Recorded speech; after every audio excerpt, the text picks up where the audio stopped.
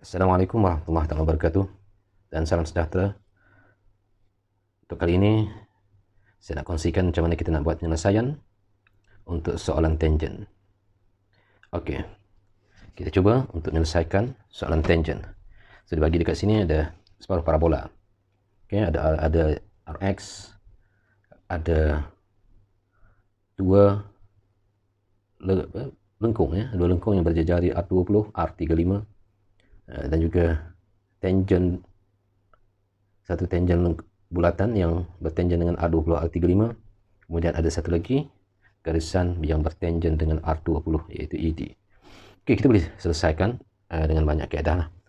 Okey, saya nak selesaikan bermula pada separuh parabola. Okey, saya nak lukis dulu separuh parabola. So separuh parabola bermula dengan 40, 45. Okey. So macam mana kita nak setting ni? Okey, setting tu penting . So R4 dia punya R45. Okey.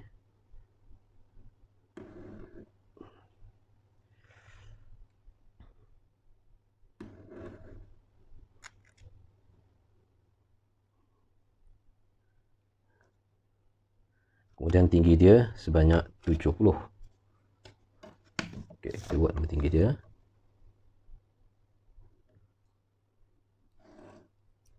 Kita ambil ukuran dia. Ukuran dia 70. Okey. Macam gambar kat situ 70. Okey, buat lagi sebelah. Kemudian dapatkan ukuran untuk sisi 45 dengan 70. Okey, kita dah dapat. Kemudian untuk separuh parabola biasanya dia akan bagi clue kat sini. C adalah mercu. So bila C adalah mercu, okay, kita boleh gunakan soalan kata ini soalan untuk dapatkan jawapan. Macam mana kita nak buat? Okey, kita bahagikan dia punya sisi ni. Okey, contoh kat sini sisi dia sini satu dan sini satu lah. Okey, so sisi ni kita bagi 4. Katakanlah saya bagi 4 sini. Ini kita buat secara kasar je. Roughly kita buat bagi 2, bagi 2. Kemudian kita bagi 2. Okey, jadi dia dah bagi tahu dekat situ C adalah mercu. So C ada mercu, semua garisan pancaran mesti berpusat ke C. So bila kita buat one side ataupun satu sisi kita dah dapat, so satu sisi lagi automatically lah dia akan jadi garisan yang menegak ni. Okey, garisan yang menegak. Jadi kita dah dapat gambaran untuk bagaimana kita nak pindahkan pada jawapan. Okey, so saya nak bahagikan ini kepada 4 bahagian dekat sini. Dan dekat sini saya nak bahagikan kepada 4 bahagian juga. Okey, tak kisah sebenarnya nak bagi kat mana-mana pun. Okey, katakanlah saya bagi dekat sini pada 4 bahagian. So, digunakan jangka lukis untuk dapatkan 4 bahagian. 1, 2, 3 dan 4. Pun sama kita terus bagikan untuk sisi yang satu lagi. Jarak nak bagi ni tak kisah apa sebenarnya. Jadi dia muat untuk 4. 3, 4. Okey, selepas tu kita gunakan satu lagi kemahiran. Pada kemahiran dia, kemahiran untuk membuat garisan selari. Okey, katakan di sini Ni. So, ini akan menentukan dia punya jarak dia. Okey, yang ini yang 4 pergi ujung. Sini ujung. Kemudian 3 selarikan 2 dan 1. Mana C tadi? Okey, sini C. Sini adalah D. So C tadi mercu, jadi semua garisan akan bertumpu kepada C. Okey, bagi nampak sikit Tapi kamu dalam jawapan kena bezakan dengan jelas garisan binaan dan juga garisan objek. Kemudian satu sisi saya ambil okey yang atas sana tu, okey. Sisi satu lagi dia akan satu sampai sini. Yang ni akan sampai yang kedua dan yang ni akan sampai yang ketiga. So sini kita akan menggunakan French curve. Okey, tak apa, dah selesai kat situ. Dah dapat. Yang penting dekat sini Okey, ni point dia ni. Okey, 1. Ni point 1 sebenarnya 2, ni point yang ketiga. Ini point yang keempat. Ini point yang kelima. So 5 point ni dah menghasilkan 2,5 markah. Itu biasanya lah. Okey, seterusnya kita nak dapatkan pusat R35. Macam mana kita dapatkan pusat R35? So kita akan gunakan 50 daripada C, kemudian dia naik sebanyak 100. Okey, daripada C tu panjangkan dia tapi sebanyak 50 sahaja. So 50 sampai sini. Kemudian dia akan naik tegak sebanyak 100. Okey. Kita ambil ukuran 100 sampai dari sini. Okey. So dekat sini adalah pusat untuk kita dapat ni 50 tadi ya. Dalam jawapan kamu tak payah tulis. Ini 100. Okey, nak tunjuk ni saya tunjukkan. Kemudian R35. So kita ambil jarak 35. Ini jarak 35.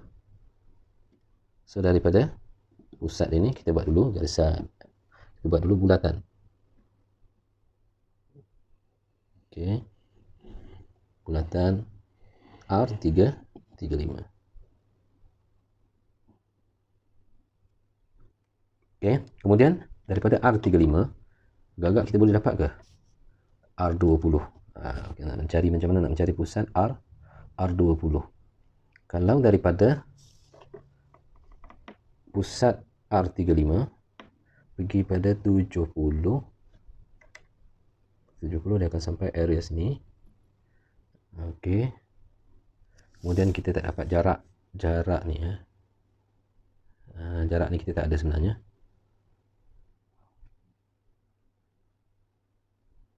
Di antara pusat dengan pusat ni. Okey, katakanlah kita ambil jarak di antara pusat dengan pusat ni.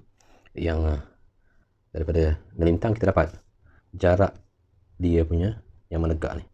Okey, jarak yang menegak ni lebih kurang anggaran dia ya. Jarak ini adalah 40. Okey, jarak sini ke sini adalah 40. Jadi jarak ke melintang tadi dia adalah berapa tadi? 70.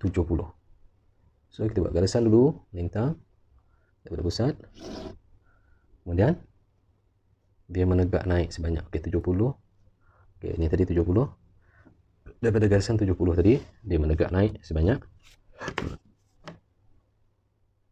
ni 50 40. So mana 40? Okey, kita buat ambil ukuran. Okey.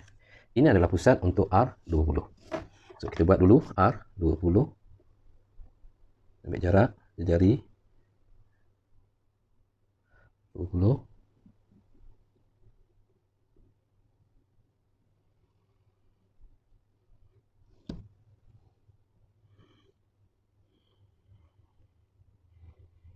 Okey. Kita dah dapat R20. Kemudian kita nak bina pula R90. Untuk mendapatkan R90, kita tengok dia bertanjang dengan R20 ni. Okey, R20 dengan R35. So kita kena dapatkan pusat di mana pusat R20 tu. Okey. So tengok kat sini. Ini kalau kita gambarkan dia ada satu bulatan, dia adalah bulatan yang besar. Bulatan yang ketiga ni, nampak ni. Okey, kalau saya gambarkan ni, okey, dia akan jadi satu bulatan yang besar. Jadi R20 dengan R35 ni dia adalah terterap dalam. Bila terterap dalam, kita perlu tolak. Tolak mana? Ini R90 tolak dengan 35. R90 tolak dengan 20. Okey, kita ambil satu dulu. R20 tolak dengan R35. So akan dapat 55. So ambil jarak 55. Berpusat di R35. Kita buat satu arc. Tekan area situ. Kemudian R90 tolak dengan R20. So dapat 70. So 70.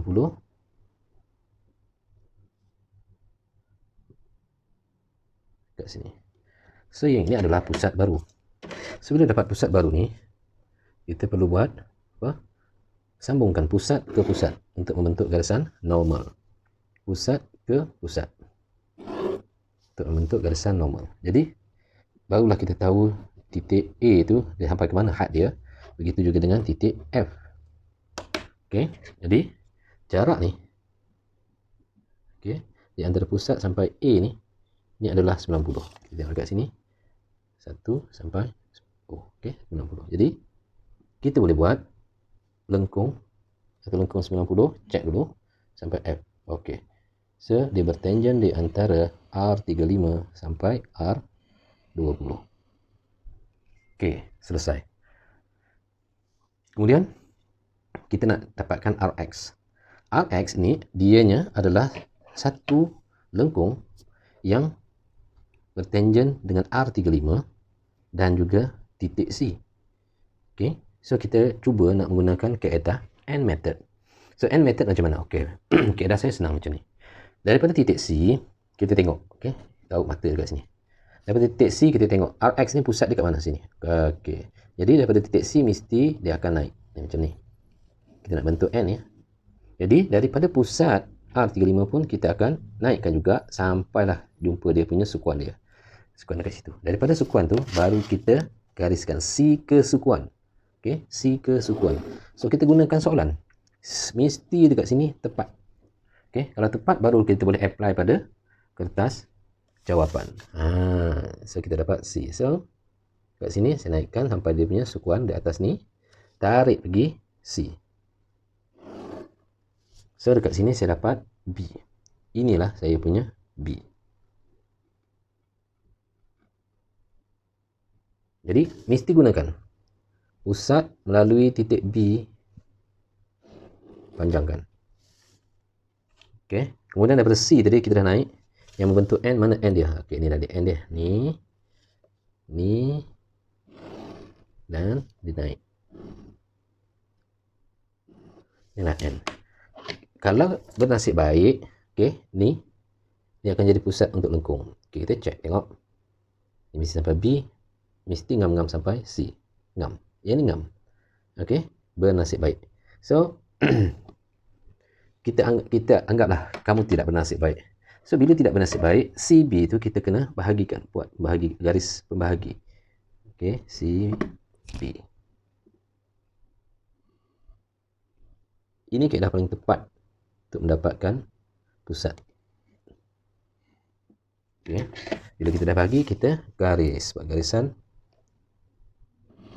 Tengok, dianya masih lagi berada. Kita silangkan mana garisan ni, yang bahagi tadi, itu paling tepat lah, dengan garisan yang daripada pusat yang melalui titik B.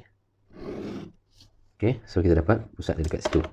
So daripada pusat, barulah kita bolehlah kita buat lengkung. Okay, lengkung ni macam mana? Cat lagi sekali pergi pada C.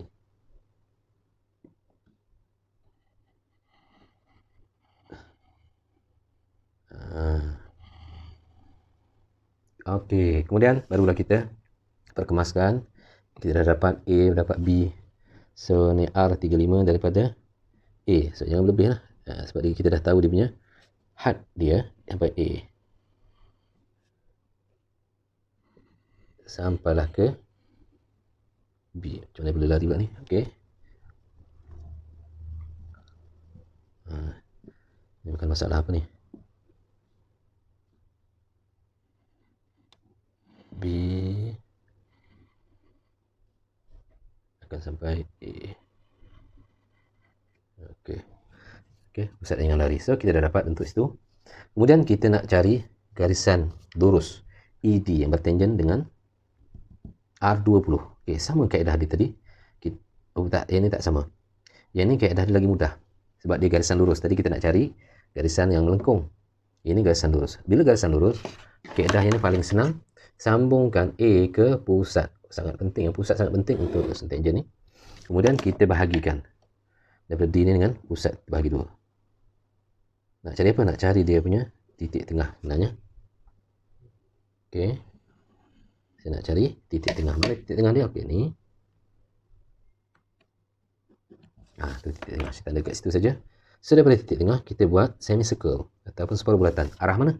Arah atas ke arah bawah? Okey, kita tengok dekat soalan. E dia sebelah ke bawah ni. Okey, sebelah ke bawah ni. So, check, tengok. Okey, sampai. Kita buat separuh bulatan sebelah bawah. Jadi, dekat sini, separuh bulatan yang memotong bulatan A20. Inilah dia titik E. Okey, inilah dia titik E. Jadi, sedari pada D, kita terus sambungkan. Dia mesti sambung terus direct pergi pada E.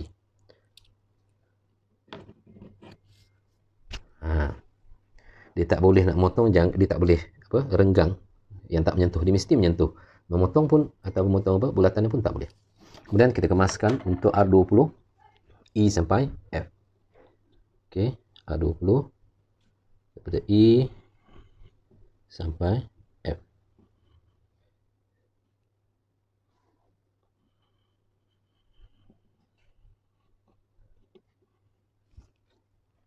Okey. Kemudian sudah ada French curve. Jadi untuk French curve, kita carilah 3 titik disambungkan. 3 titik, dari 5 titik ni kan. Okey. So, kita cari nak menyambungkan 3 titik.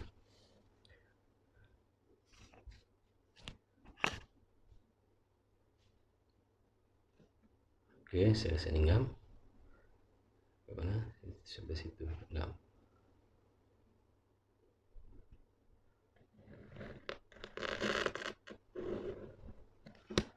Okey, kemudian cari lagi 3 titik yang di bawah ni. Okey, dah dapat, itulah nak dapat cantiknya mesti sambungkan 3 titik. Okey.